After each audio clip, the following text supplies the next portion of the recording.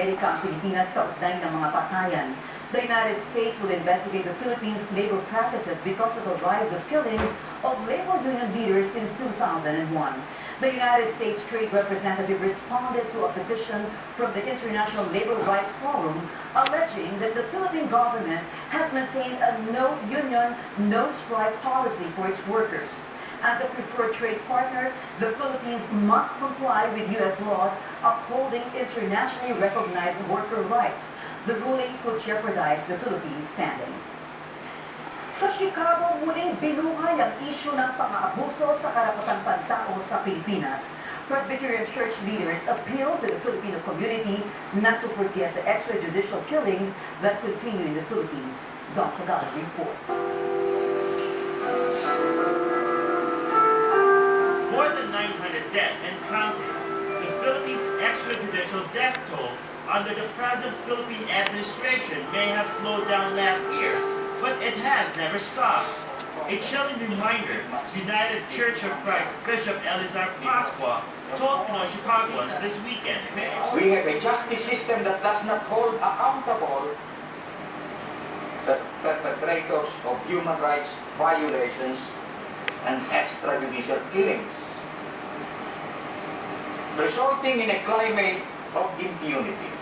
In their effort to put a stop to these human rights violations in the Philippines, Bishop Pascua, together with Presbyterian church leaders, are asking Filipino Americans to continue pressuring the Philippine government to stop the killings through military aid conditions. Military aid that the U.S. gives to the Philippines be conditioned upon human rights reviews. That is currently U.S. policy, but it is not always applied, and we're asking that it be applied in the case of the Philippines. Kababayans were also encouraged to write Senators Barack Obama and Richard Durbin to ask them to advocate for fairer and more humane policies towards the Philippines. The only way they can pressure them is by continually to write, to call, to let them know that this is a policy that they disagree with and that they would like the government to stop giving money to the Philippine military until they reach certain human rights conditions that we've outlined in several of the papers that we've presented before Congress. The bishop says with all the support he's been getting everywhere to stop the killings, he noted some kababayans were not as enthusiastic as he was hoping for. Nalulungkot ako ng kaunti ay sa ilang mga kababayang Pilipino. Parang hindi issue itong ganitong nangyayari. At kung makita man nila ng issue, parang bihira ang nagpapakita ng gana na sila'y makiisa.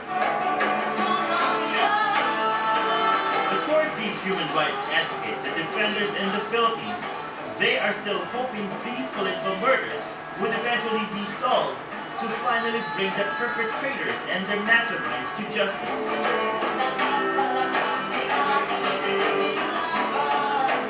Dr. Gala, ABS-CBN News, Chicago.